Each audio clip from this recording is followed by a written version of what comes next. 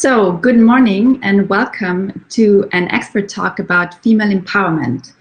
My name is Judith. I work at Google here in Austria, and I'm super excited about this talk. Female empowerment is really a topic very close to my heart. And actually, I think expert talk sounds super serious. I think the whole group who we are today, they all share this passion for female empowerment. And I'm going to introduce the group in a second. For everyone watching on live stream, welcome. You do have the chance to ask your questions, leave your comments. Yes, friendly welcome. So there's a box next to the live stream. So feel free to ask your questions and drop your comments there, and I'll integrate them in the discussion. But now, without any further ado, I'm going to introduce the participants, and I'm going to introduce you guys in order how I see you on my screen. So on the on the very top left, I see Ali Mahlodji, who is the founder of What You Do, a career platform, and also a social entrepreneur. Welcome, Ali. Then next to Ali, I see Christine Antlanger-Winter, who is the country director at Google Austria. Welcome, Christine. Great to have you. Next, I see Anna Simic, who is the group head of marketing and data transformation at A1, and also the founder or co-founder of the A1 Women Network. Welcome, Anna. Good to have you. Next, I see Mahdis, who is the co-founder of the Female Factor, a global community, and I've heard already that we have a very global audience today, so this is also a reason why we're doing the talk in English, just in case you were wondering. So welcome, Mahdis. And last but definitely not least, we have Nana Siebert, who is the Deputy Editor-in-Chief, I always have to look up the English word for your job description, at Der Standard. So, great to have you all. I know we had a briefing call a week ago, and I was really amazed by the great dynamics and how about the passion you all have for this topic. So obviously I have some questions for you, but as I said, don't be shy, jump in if you really wanna add to the questions that I have for you. And I would love to kick it off with you, Mahdis and Anna. So first, Mahdis, you have a super impressive job. So you're the founder or the co-founder of the Female Factor. I'd love to hear a bit more of what the Female Factor is, and also what was your motivation to found this network or this community. What was your? I think Ali would ask, what's your why for your job? Hi, everyone. Thanks for having me. I'm really honored to be here among so many remarkable people. Very excited for our talk. Yeah, what's my personal why? My personal why is to leave an impact in this world and to impact as many people as possible in a positive way. And that very much connects to my job at the Female Factor. So prior to starting the Female Factor with my co-founder, I was in a leadership role at a very young age at an international airline. And I've always felt very lonely being in those board meetings, and it didn't happen once where they asked me to bring coffee, although I was sitting at the meeting, so to say. So this constantly being underestimated or not having people who look like you be in the same room in the business world was something that always, kind of gave me the drive to change that. And then I met my lovely co-founder, and we said that we always wanted to see a global community, not just a local one, empowering women, but really building a global network. So we started off in Vienna, and now we're active in 47 countries, and we're mainly focusing on the next generation of leaders, because we believe that in the new world of work and with the complex challenges that we have, and especially also with digital tools helping us replace certain tasks, we need more human skills in leadership. We need more empathy, more resilience, more problem-solving skills in our next leaders, so to say. So that's why we're concentrating mainly on developing and empowering the next generation of female leaders by providing different experiences, a mentoring program in different countries, conferences, especially also workshops and master classes. And that's why we're super happy to also work with Google and Remarkable Initiative. Perfect. Thank you, Mahdis. We're going to hear more in a second about what I Am Remarkable actually is. But over to you, Anna. You have a core job, so to say. You're the marketing, the head at A1, and you also founded the A1 network, I think in 2014 already. So I'd be really interested to hear what was your motivation as well, and maybe as a build-up question, has the network, the objective of the network and the topics you're discussing there and what you're doing there, how has it evolved over time? Is it the same, or do you recognize big changes there? Yeah, thanks. Thanks for having me in this really amazing and inspiring round. The story of my why and the story also of Women Network is very intertwined with my personal story. Like, I guess the whole female empowerment is about personal stories. So maybe just to give you some background, I grew up in a system in the 80s in former Yugoslavia where women were not only encouraged and empowered to take responsibility, they were actually expected to take responsibility within the system. So, and I was a very good student, so that was my default mode. And when I moved to Austria, I was, in the years to university and early career, that was still my default mode. But then something happened. I decided to have a baby. And all of a sudden, everything changed. On the one side, the system kind of disencouraged me really to pursue my career.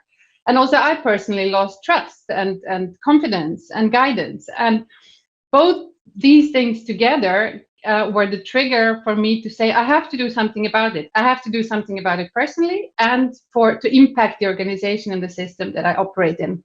And I was lucky to find also a really amazing co-founder, Nina, and we together decided to self-organize and create this A1 Women Network, which is really a grassroots initiative. And now we are 350 ladies who basically do nothing else but empower each other. We look at the role models, we discuss these topics, we share authentic stories. That's kind of in a nutshell how the purpose of the A1 Women Network, but also know that it has an impact to the ladies within our company. It definitely changed me. So since 6 years, I'm now a different person, and I'm very happy how I also grew personally. So really the main message, it takes two to dance, and it needs every single one of us changing, and also the system being changed at the same time. Great, yeah. And do you have any, has it changed, the topics you're discussing, or do you see a change over time, or would you say that what your goal was in 2014 and what you focused on in 2014 is still very true to this date?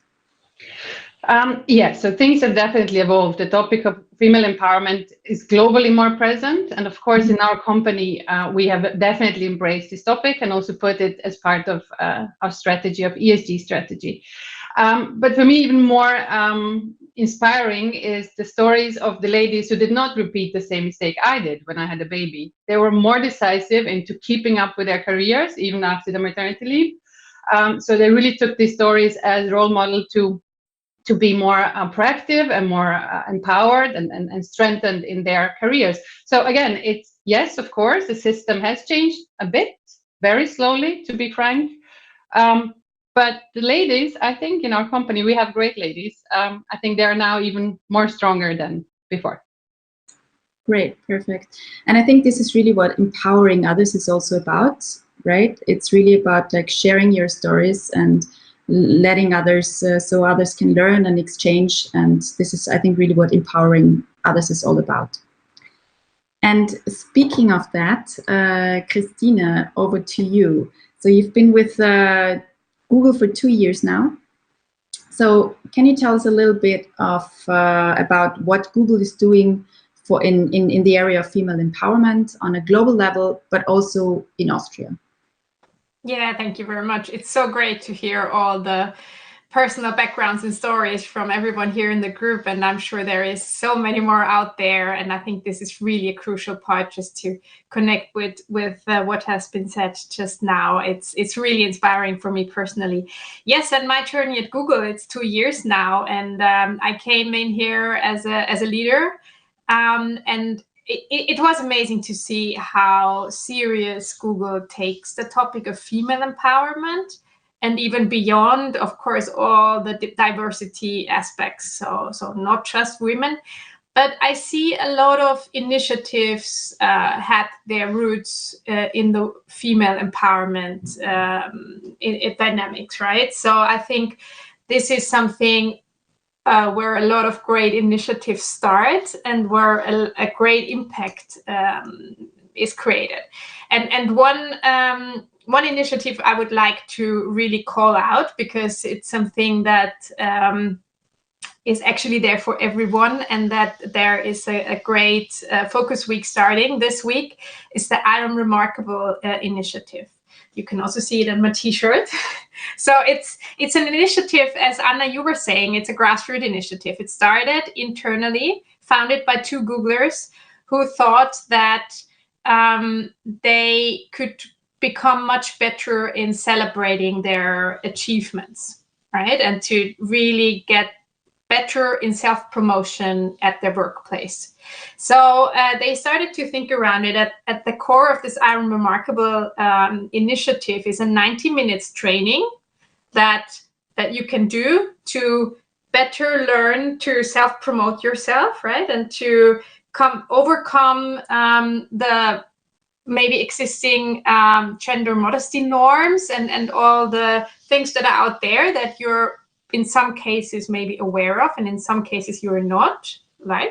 I think we're not aware of all the biases and all the norms out there when it comes to gender and other aspects like underrepresented groups. It's a similar thing. So really, it's a 90 minutes workshop where you just can get better in this, and you get new skills, and you see new aspects of how you can succeed in the best way with your own personal career and even beyond. We get so much great feedback for these workshops worldwide. I think it has been already 150,000 participants, which is really a great number. And when we talk about impact, it is about scale, right? It is about that we do this for a lot of people. I think in over 80 countries or even more. I think 130 countries it was, just to get the numbers right. And this is, I think, one initiative that's really very concrete, right? It's not about talking as much as I love talking in this group, and we initiated this because I think there is an important part of talking, of role modeling, of sharing your own story, but the other part is of really doing something. And I think this initiative is not rocket science, but it really creates a very personal impact to everyone. There is other aspects, of course, of what Google does to really work on this issue of having a diverse workplace, having a diverse leadership, for example, because I think the studies are now reached almost everyone. You just get better decisions. You just get a better results when you have diverse leadership, and leaders take decisions that do influence the culture of a company. In our case, they do influence on how good our products are and how diverse our products are. And Google's aim is always to build products for everyone. So we should make Google a workplace where we have this reflected, and where we have a diverse group of people deciding this. And so we try to really provide a lot of career development and also like just initiatives for leaders, for female leaders, for example, that provide coaching, mentorship, that give access to peer groups, right? To build communities, something I find always very useful and just very inspiring. So that's on the leadership part. And the second part, I think, is really the hiring part. If you get new people in, you have to make sure that this is the lever where you can create a difference. And just 2 things I wanted to share, because I think this is also very concrete. we did analysis on the job descriptions that we put out there on job postings, right? So I think they took 6,000 job postings over 18 months to analyze what were the factors that made it harder for women, for example, or that created a less diverse application scheme.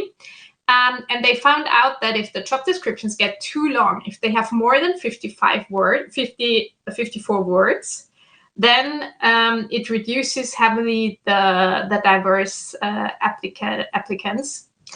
And I found that really interesting. So really taking facts and numbers, what you can do to make this better. And the other part of it was, of course, that there were specific words and phrases, if you think about tech, that maybe created a pretty strong bias towards different genders. The other aspect and very concrete thing that I find very valuable is that we shift from culture fit to culture add when it comes to hiring. So it's not about does this person fit the Google culture, but what does it add to the culture, right? And I think that's such a powerful change in perception and behavior. And that's why I wanted to share this with you, because as I said, I think it's most valuable if you make it very concrete. And with that, I hope this answered the question, and I give back to the panel to hear the other voices. Absolutely. Thank you so much. And thank you also for your costume change with the I'm Remarkable shirt. Another person in this group who's very talking and very outgoing, and who even who's very branded about female empowerment is you, Ali. Exactly. And Christine talked about, so I'm Remarkable, it's really about giving confidence and speaking confidently about your own successes. And I know you work a lot with young people, with young girls. So do you think this is a topic, so the topic of confidence or the lack thereof, is this something that is very relevant even at a very early stage of life and for these young girls? So at first, thank you for having me. It's a great honor, guys, being here with you today. So, and also thank you for your question. So I want to jump in with a picture I found that morning. It's my daughter, okay?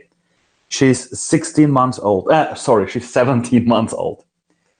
She's pure joy, and she's full of confidence. There is no lack of confidence. When you take a look at kids, they are confident. When they do something, they're proud. They're telling you, see, and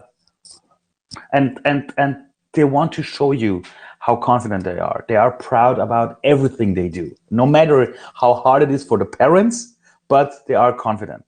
But what we do have in today's world, and I always see it in every school, wherever I go, no matter if it's in Austria, Germany, in Switzerland, or somewhere else, the problem is when you go to schools, people try to tell you who you are or who you should be. And when I go to the schools, I always talk to the girls, and I can tell you a lot of girls out there, they're telling me one day after school they want to work in the field of software engineering, for example. But on the other side, they do have parents where one of the parents is telling them, you know, so the software side or the technical side, it's more for the guys. And when you're a kid, when you're 13 years old, when you're 14 years old, of course, you're listening to the people who are around you. And when you don't have the role models in this world, when you take a look at the TV stations, and everyone in power is and everyone in power is a man. Of course, as a girl, you believe maybe your place is not there. And when I go to the schools, and approximately 50% of my time is going to schools, working with kids. I think my main goal or my main job is to show these kids you can work in every job you want to be. And so the most important thing in today's world is showing kids, please focus on the things you love. Focus on the things where you say, I do have joy when thinking about that job or another job, for example. And when I take a look at my girl, I think the most important thing for me in the school system and the education system is she's full of confidence. please don't take that away. I don't want to see my girl in 15 years, 16 years, 17 years being in a school and saying, and you know what? So because I'm a girl, I'm not allowed to do this or that. And this is one of the most important things for me when I go to the schools. I want to show the kids it's not about if you're a man or a woman. It's about the experiences you are going to make in your life. It's about the people who are going to meet. It's about all of your skills. It's about all the things you love to do. It's who you are as a human being, no matter where you're from, your age, your gender, the color of your skin, and so on. And I truly believe we live in very challenging times these days, and I'm a fan of innovation. And what I see when it comes to innovation is when you put all of the people on the table with I don't know how they see the world, you will have better solutions. You will have much better solutions for a very diverse world. And all of these thoughts and how we fit into this system called world, it all started in school. Yeah, great. And do you have any specific, I totally agree. I think it starts at a very early age also to get away of those cliches, what girls, what boys do and what should do. So do you have, what is needed in kindergartens, maybe even, or at school? This is very easy. When I got invited to schools, they're always telling me, please, please, Ali, please work with the kids and show them how to be confident. And truth to be told, I don't have to work with the kids. I have to work with the parents. I always have to work with adults. It's never the kids.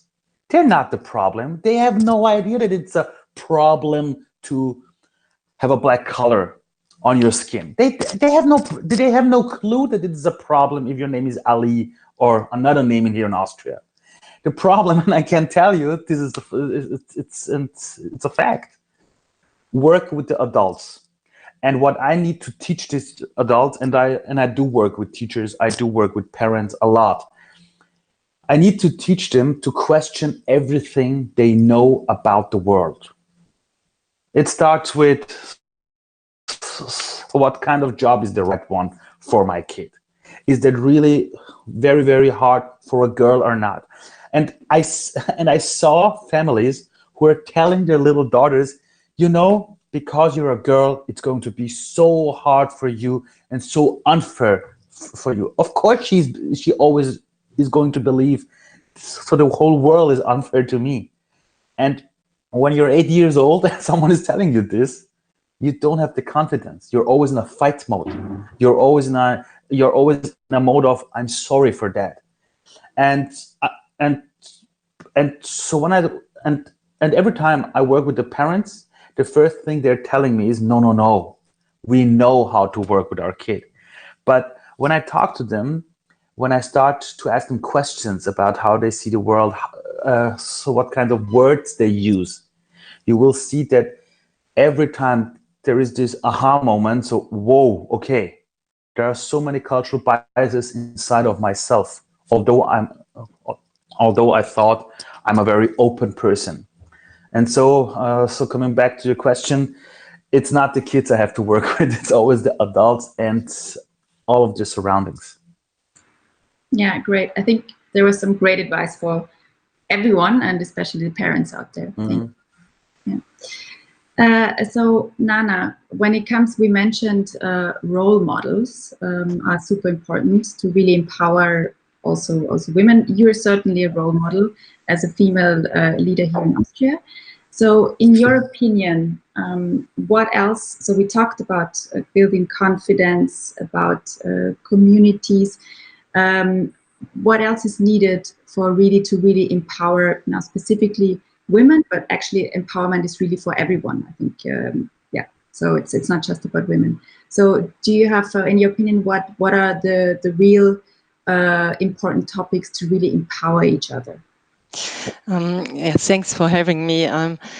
There is this saying, if you can see it, you can be it. And it is something that's especially relevant for media companies, I think. We have to make sure that we are promoting female experts, that we are sharing stories about business leaders, female business leaders in our articles. And we have to make sure that opinion pieces and editorials are not only written by male journalists. So in our daily morning conference at Der Standard, we established something we call the gender check, and it doesn't sound that sexy, of course, I have to admit, but it makes sure that out of 3 pieces, opinion pieces, at least one of them is written by a female journalist. And it's not always easy to find a woman who wants to share about her opinion about economics or politics.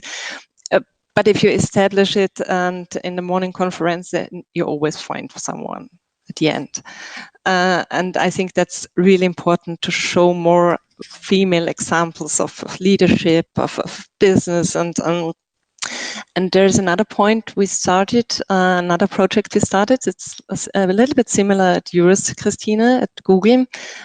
We started a project called FemDwell, and this is the idea. And the users of our website is pretty gender equal. So we have about 45% women and 55% men as the users. But the main problem is our forum where people post their opinion. And out of around 60,000 postings per day, the overwhelming majority is written by men, of course. So I've got a lot of theses about it, but we have no data. Why is this so? So we established a cooperation with the Austrian Institute for Artificial Intelligence in Austria, and together we want to find out whether there are some semantical patterns or dynamics in online forums which tend to deter women to post their opinion and stop them from participating. And we haven't come to a final result yet, but we hope at the end we will have a better understanding of how to motivate women to join into a debate about politics, economics, and make their voices heard. I think that's a really, really important topic for us as a media company. Amazing. I'm super interested to hear the results of this study. Yeah. Yes. Hopefully it doesn't end. We have to make safe rooms for women to discuss politics. I hope it isn't this answer. Yeah. And you mentioned like women need to be heard, and they need to be confident to raise or they are confident to raise their voice. I think it's really about empowering that even more.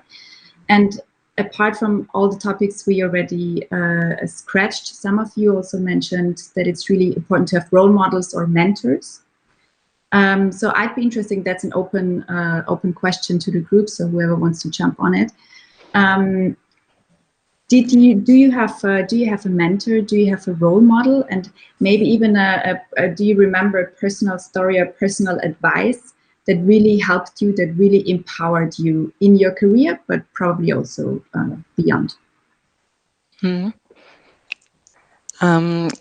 Just let me tell you a little personal story about myself. I was 17, very young age, when I started to work as a journalist, and it was the job I always dreamt about, and I was so incredibly happy to have it. And I worked like a little honeybee all the time, and my motivation was pure passion for this job. And I somehow expected that people would notice what I was doing and appreciate my work, and at some point they would reward me with a promotion or a pay rise or whatever. But the years went by, and I realized that others got the promotions and the pay rises and not me. It was only male colleagues, mostly male colleagues who got these rewards. And so one day I really, really got angry. And I walked into my boss's office with all this anger in me, and I stamped my foot, and I angrily told him that it was me who more than just had earned these promotions. And thinking back of this, I always wanted someone to tell me this simple and banal sounding truth. You have to come forward and show what your achievements are. You have to say it clear and loud, because no one will ask you if you don't do it. Yeah, I'd love to actually add on that, because I 100% agree with you, Nana.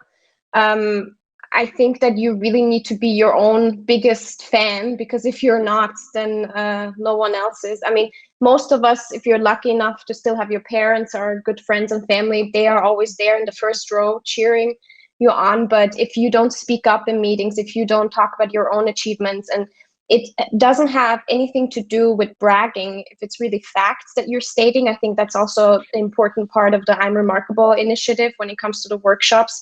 It's simply stating what you've done and your work, and speaking up.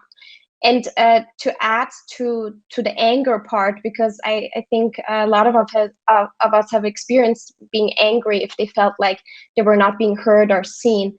It's sometimes often not even the fault of the decision makers not seeing you or not hearing you. And it's not a bad thing to have unconscious biases. It's super normal. We were all brought up in different situations and have different perspectives, which is great. But I think the solution is just to be aware of your own unconscious biases, making them conscious. And even I work with the topic of gender equality daily. This is like my entire professional life, basically. I still have some certain gender biases in situations, and that's why I myself have to take, there's a Harvard test where you can test your biases, whether it's on gender or age or ethnicity. And I do that on a regular basis just to remind myself of it. And in regards to what else we need except for confidence when it comes to empowerment, I mean, confidence, if you look at studies, interestingly, women until the age of around 40, their confidence level is a bit lower than men. But then there's a switch at an age around 60, I believe. And women tend to be a bit more confident than men, which I find super interesting. And I've seen it actually in people I've watched over time. But I believe it's not only you yourself believing in your own abilities and others telling you that you can do it. That's why community is so important, and having a peer group that, you know, pushes you forward. But also, despite role models that you see on stage or see somewhere, for example, the vice president of the US now being a woman, that is very inspirational to so many women around the world. At the same time, you need role models to be accessible, to be so that you can ask them questions, actually. So that's why I'm such a fan of mentorship. I myself had multiple mentors, whether male or female, throughout my career. And it was just such a value add for me to sit down with them, have coffee with them, even if it's just for 30 minutes or 15 minutes, and ask them questions, ask them about their path, because everyone's path is different. It's individual. We know that there's no career that goes like that, obviously. And just learning about those experiences is so valuable. So I think everyone should have at least one or two mentors by their side. And that's why we also have around 150 mentors that we have in over 15 countries where women can apply actually to be their mentee. Right. I would like to jump in just shortly on this. I really liked what Ali said with confidence and what Nana said about promoting yourself. But I would like to add in that, you know, in order to have and gain confidence, you have to do things, you have to take action, you have to be courageous enough to say yes to things. Putting us into the perspective of the year 2020, you know, and all of a sudden future is uncertain, as it always was, and now is the best time ever to try things out, because, you know, now we can create things, and now we can build our own confidence, and you know, adding the whole acceleration of digitalization and the opportunities it brings with it. There's really not a better time with all the loom and gloom and the gray weather outside, but there is not a better time to start building our own confidence and confidences of our communities, and then talking about it, and then of course asking mentors for advice. But I would really make a big plea for action, for doing, and for being courageous.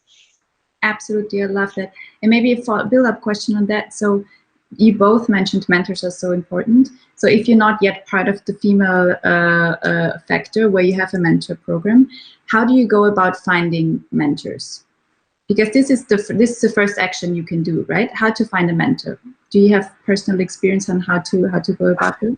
So can I answer on that? Yeah, Sorry, sure. sorry. I really not have to answer. I do have So I have around 10 people who asked me in the last 2 years if I want to be their mentor.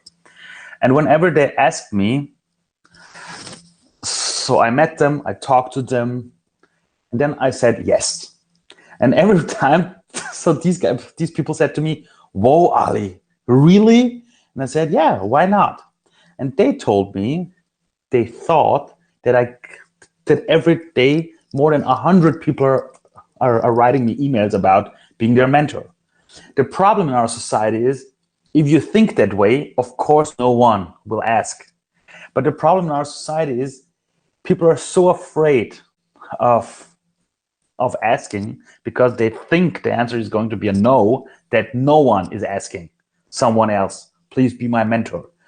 And what I found out in my life is that whenever you are the one person who asks for help, you will see that more than 99% of the people around there, they are going to help you.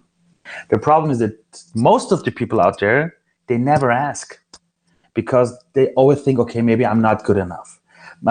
So maybe I'm not there. Maybe the person has too much to do. It's always this maybe. And I can tell you, and it's the same thing what Anna said before, just do it. Just ask the person if you want to have a mentor, but always tell them what is it specifically, what you want from them, how can they help you, and what amount of time do you need.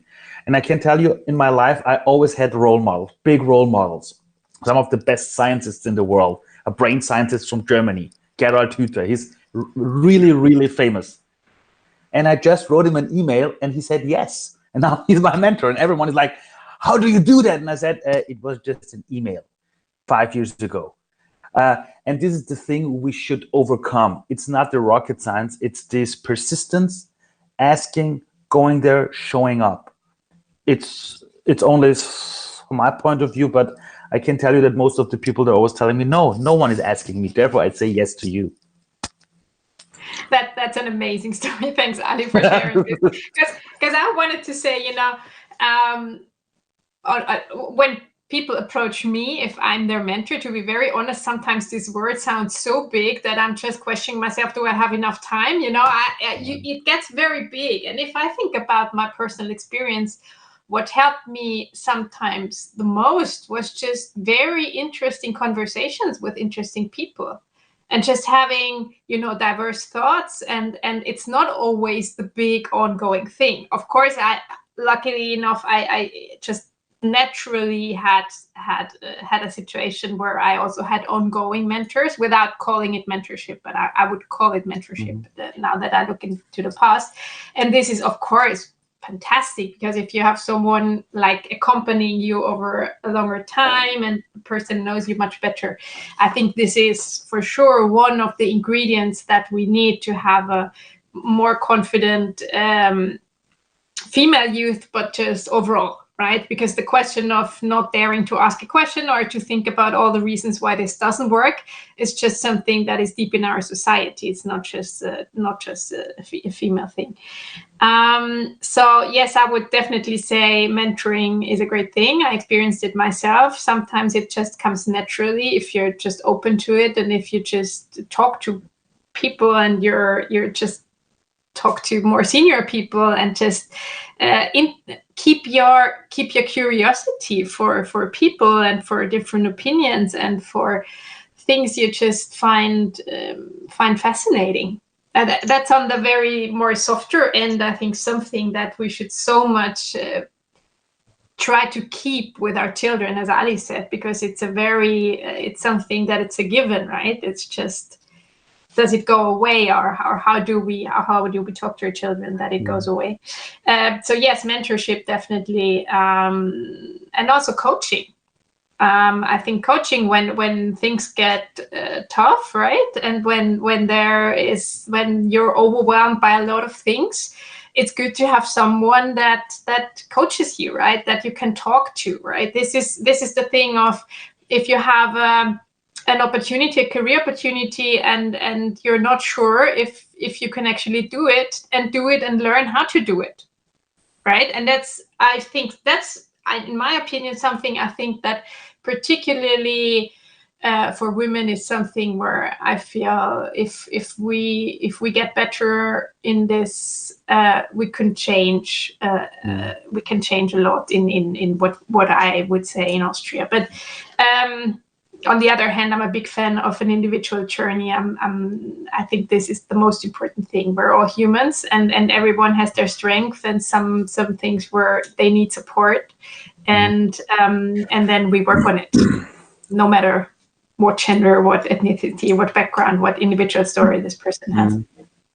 I would jump in there and really agree with Christina. For me, mentoring is important, but just this word, it's like agreed dating. And to me, it's also too much of a structure of a process. And sometimes it sounds like a big commitment. So I would really also encourage to just be, be curious and seek for the people you like and you think you can have an interesting conversation. And these are everywhere. And if you meet them once or 3 times or 10 times, it's really up to the life, but seek for these experiences in exchanges, and this is something that definitely will enrich you as a person and maybe open up some doors. And I would like to share advice. I have really an awesome coach, and she definitely helped me the past years and changed my life in a positive way. And just last week, we discussed a bit this topic of networking, and how many people you need to know to be even more successful. And the truth is, you don't need a lot. There's you have 10 fingers, 2 hands, and that's enough. But if choose these people well and trust them and build trustful relationships, and it also helps. So maybe also it takes back a bit the pressure of this mentoring, and I have to have a lot of people, I have to know a lot of people. And I think also for women, this pressure of have a network, build networks. I mean, how many networks can you have? You don't have so much time. So take this pressure out. You might have few networks, but it doesn't mean your calendar has to be absolutely filled with networking appointments that might even be boring. Seek for fun also, for excitement, for good experiences. So that's something that maybe we should take it a bit more out of this businessy structured process and just enjoy the whole process also of personal career development. That's really true. And if I can jump into this, Anna, I'm a mentor for 3 young women since 4 years. Every year I take 2 to 3 mentees, and it's not a lot of work to be a mentor. It's not such a process. Most of the time I'm just sitting there listening and cheering.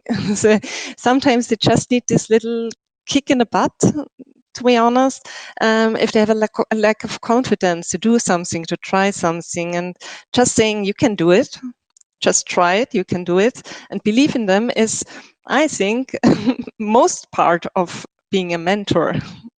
And it's very winning for both sides, because it's really great to see them and see them develop their way and make their achievements.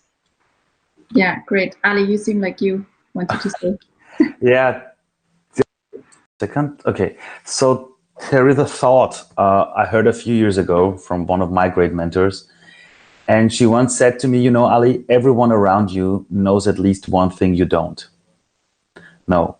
And this was eye-opening for me. And the other thing she said to me, and this is many, many years ago, when I just started my company approximately 10 years ago, when I had no idea about the world itself, she said to me, you shouldn't look only for mentors, try to be one.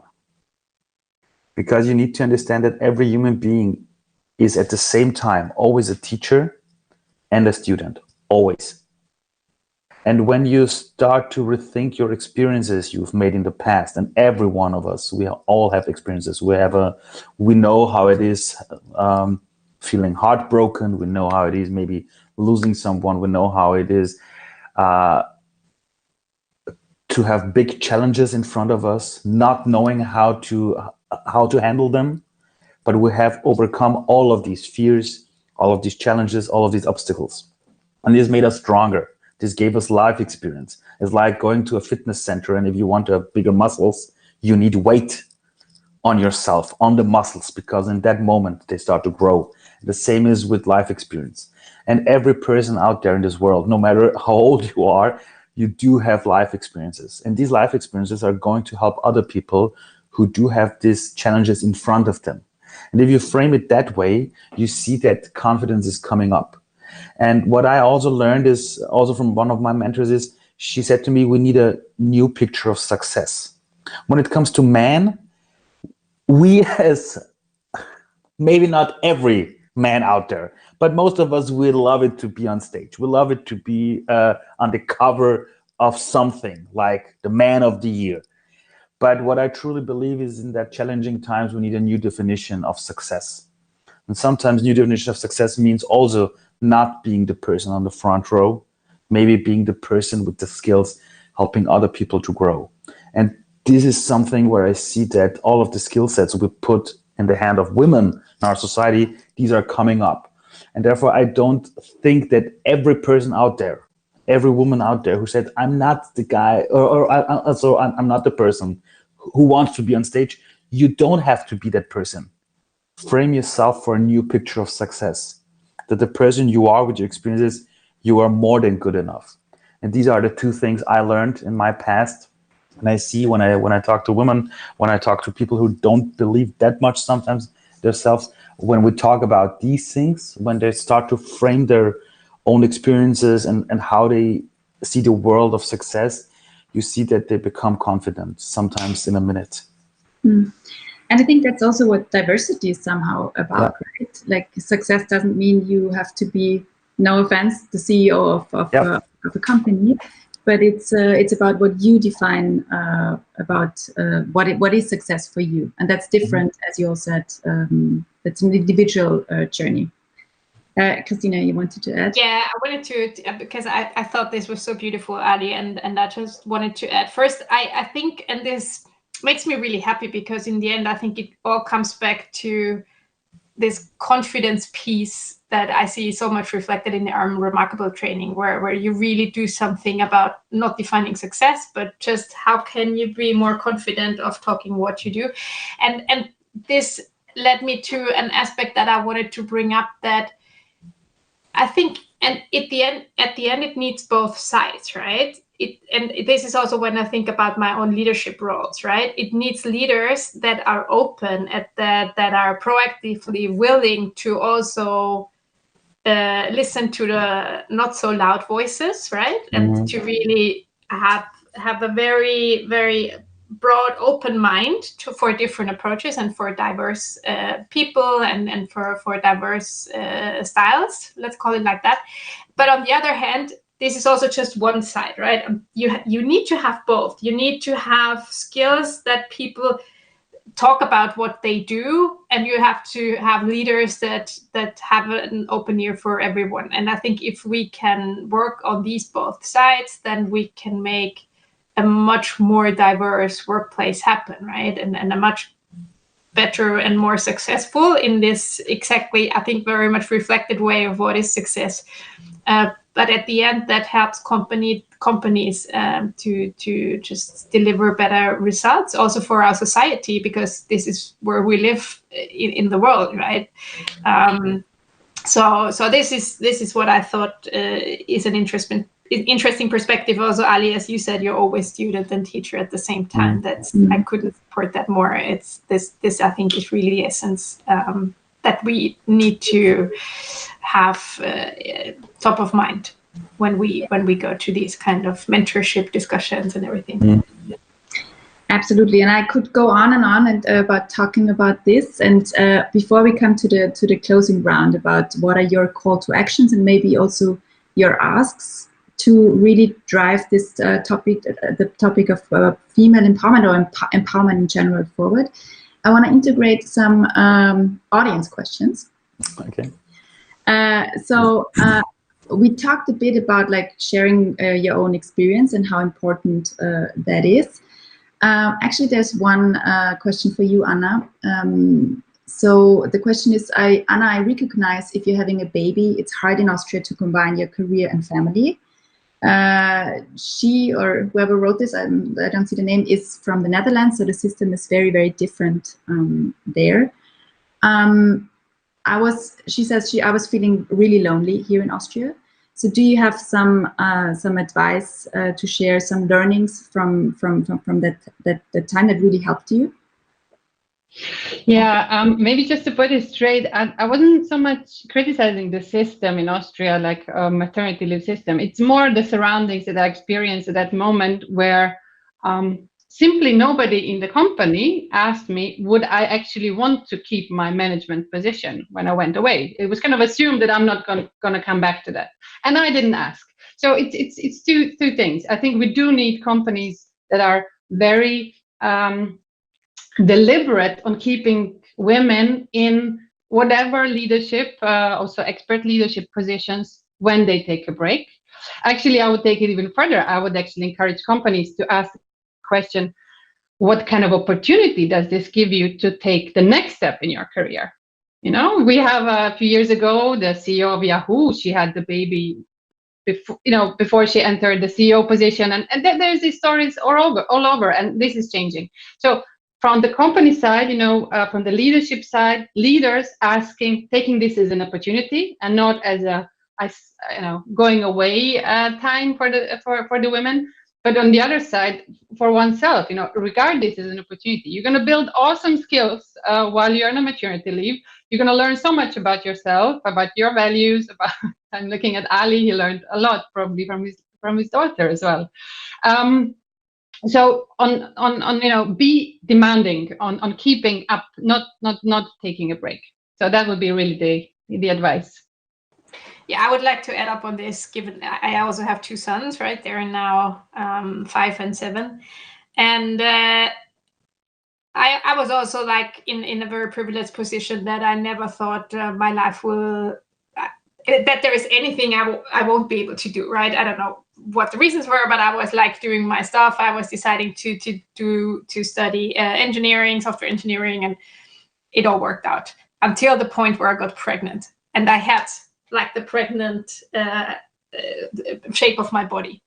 And I was confronted from one day to the other with, oh, now you have a different focus now you will have a different focus in life. And I don't know what I got confronted with. And I was like, I couldn't believe, right? I was like, guys, I've been doing 10 years what I love to do. And I was never thinking about a career, but I was like always like, I loved my job and what I was doing. So, okay, now I'm pregnant. So what?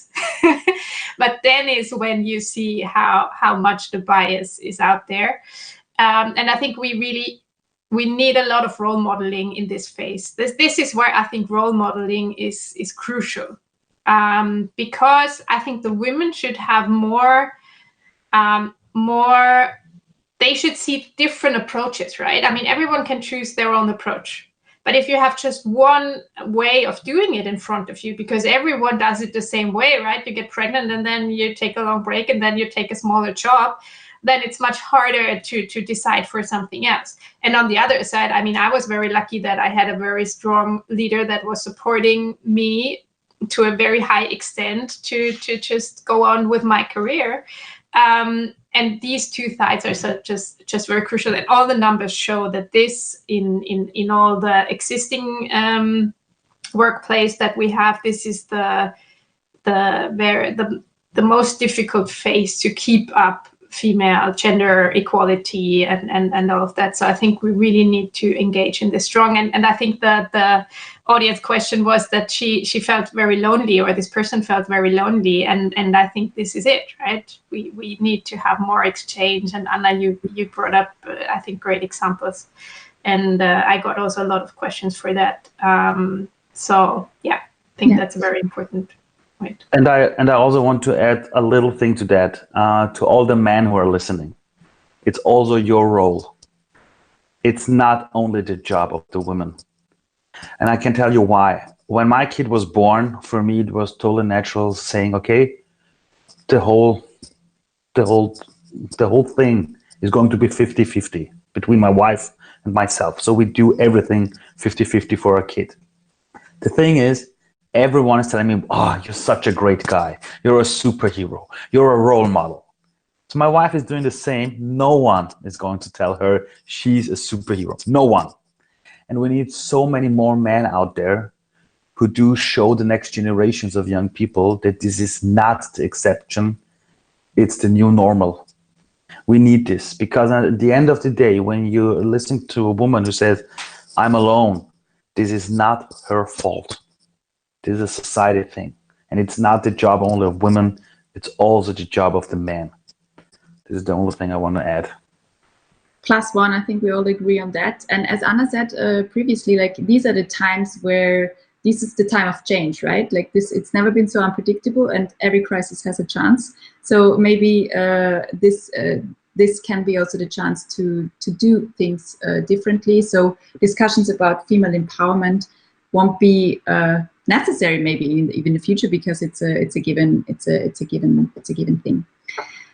Before we really come to closing rounds, one last question from the audience. Christine, it's actually also for you. I'd love to hear more about your insights about recruiting. This was very interesting. Can you share more? So recruiting and hiring. Yeah. There is, of course, there's a lot of things I think everyone can do. And I think a lot starts with the bias already that we had. Mahdis, I think you brought this up. I think as long as we're not aware that people do have bias, right? We won't be able to overcome them, not in recruiting and not in every other aspect of life, right? If a person says, I don't have any bias, then I would start questioning that, because it's just so much within our history over, I don't know, a lot of 1,000 years probably. So I think we have to have a reflection on that in order to work on that. And this is what we do in recruiting, try to do in recruiting as well, right?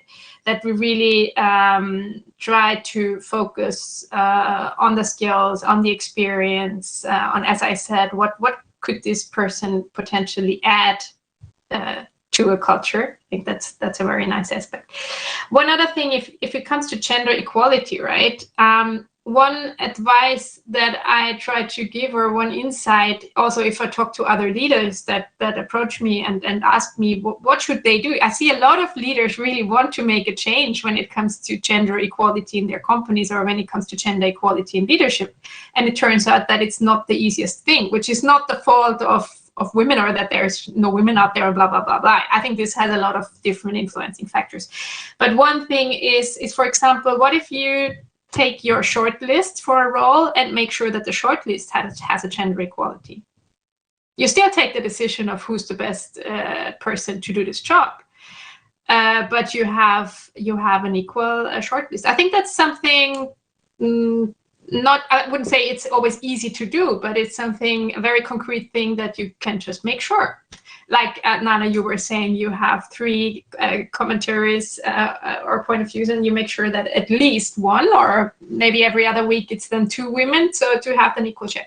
So, and I think when I think back the last 15 years of my career, or probably it's even a bit more, but I had a lot of quota discussion, right? And I feel like, for example, we have overcome this because it seems to have a very broad acceptance that we just need these kind of quotas to make a difference. Right now, this is the time where we're in, right? We're really aiming for a change. And if you want to create change, then you have to use these little tricks as well, like a gender equality in the shortlist, or a quota in the gender of a board or of a leadership position. So yeah, maybe a bit of a long answer, but I hope some valuable things were in there. I would actually love to add on that, if I may, because we work with a lot of companies who are trying to get help from us on getting more women into leadership roles, or hiring more diverse talents. And it's one thing to have your HR team be aware and do the job ads in a way that you can really speak to all genders, but it's another way of the people hiring. So we often fall into this mini-me effect, it is called, where you hire or choose a person who is your mini-me, who is similar to you in their personality or how they are, how they look, and that can happen to anyone. So make sure that you have more than just one person making the decision, have a really diverse set of team members in the talks, in the interviews. That very much helps. And also to add on, because we very much talked about diversity, which is, by the way, not an easy thing to achieve. It's uncomfortable. It's change. It leads to friction often, obviously, because it's a diverse set of people coming together. I think we need to pay more attention to being inclusive. So to understanding that it doesn't help to just recruit a diverse team. You need to keep them. You need to have a culture that lives this. You need to have a culture that lets everyone be themselves and makes them feel included, and doesn't make them feel like they need to leave the company after 6 months because they don't feel comfortable in the environment. So that is the even bigger challenge, to have an inclusive company culture. Perfect. And that's very much. Just one thing, Mahdis, I would like to highlight the aspect that you have a diverse and different people in the recruiting panels, because I think in reality that's not always the case. That's something we do in Google, just that by default you always have at least 4 people interviewing new talent, and you have a lot of steps to go through in order to make sure that you don't have a very individual bias, or that you try to that you fall into the bias trap of recruiting mini-me's. Perfect. Thank you guys so much. I hate to break this round. I thought there was some great advice. And just to wrap it up, maybe a 10-second last round of, no pressure, of what are your asks to really drive the topic of female empowerment, and what is your call to action? I think, Mahdis, you started it off with like being more inclusive, but if you want to start, if you want to add something, now is the time. What is your call to action? Okay. Honestly, for me, it's first of all towards every organization out there to see diversity and female empowerment not as a charity project. This is financially beneficial for everyone, for our future, and for all our organizations. So it's an economically smart decision. And on an individual level, I would really ask everyone to just reflect regularly. Reflect on your own biases, and please open doors for others. Create opportunities for others, because now we're in a stage globally where we see that we cannot achieve things on our own and by ourselves. So please, whether you take on mentees or you suggest make an intro between 2 people, please do so, and please create opportunities for the people around you. That would be my call to action. Great. Nana, do you want to continue?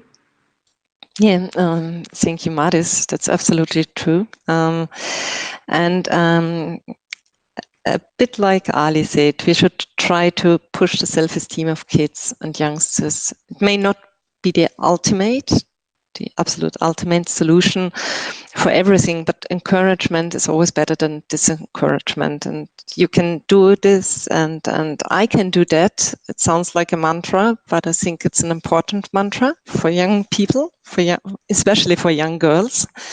And it doesn't mean that every attempt is successful, but one failure is not the end of it. It's people around you who pushed you to believe in yourself, can give you the courage to try something new. And I think that's the most important thing we can do, to encourage others. Absolutely, that's what empowerment is all about. Anna, do you wanna? What's your call to action? It's just very short, really. It goes both for individuals and organizations and systems. Be fearless. I mean, we're all afraid, and we are afraid of uncertainty, but what helps is taking action. So, and the confidence will come. So let us all be fearless as our companies, embracing diversity, having more female leaders, and also as individuals taking on chances. So fearless. Great, thank you. There's this one thing I want to say to all the men again who are listening. Never ever forget that you were born by a woman. Whenever you're thinking about yourself, about gender equality, never ever forget that we all were born by women. And this is something as a human, as a man, you can't imagine how your life maybe is going to change. And so when I talk to women and when I hear that the moment when they say I'm pregnant, everyone else is like, okay, now you have a new focus on life. This is something I can't imagine for myself, but maybe we as men, we should have the empathy to understand what this means. That so my call to action for the man is be curious, ask, build up empathy. Only then you can take actions for the future. Great advice. And last but definitely not least, Christina, your last words of wisdom. My last words of wisdom. I would like to end up with taking a concrete step. Watch out and take a look at the I'm Remarkable website, because starting from Thursday on, there will be just so much content available to a lot of aspects that we've been discussing right now, be it talks that are just inspirational, right? You can attend workshops and you can just learn so much about this topic. I think ask questions. Ali, I love this one. I love what everyone else said, the fearless of Anna, and that we really like encourage everyone. And Mahdis, of course, the female thing is not a charity project. With 50% of the world's population are women, it's a huge potential that just makes our society and the company is just so much more successful. So thank you so much for this exchange, for just having this discussion in the group. It was very inspirational. I learned a lot of new things as always, which makes me very, very happy. So thank you a lot. And Judith, thanks for the great moderation of this. It was my pleasure. As you said, I learned a lot. Thank you all for sharing your thoughts. I'm actually looking forward to the next round. I'm sure there's going to be more exchange. So thank you for your time. Thanks everyone for watching, and have a great day. Have a great week. Stay healthy and see you soon. Bye. Thank you. Bye-bye.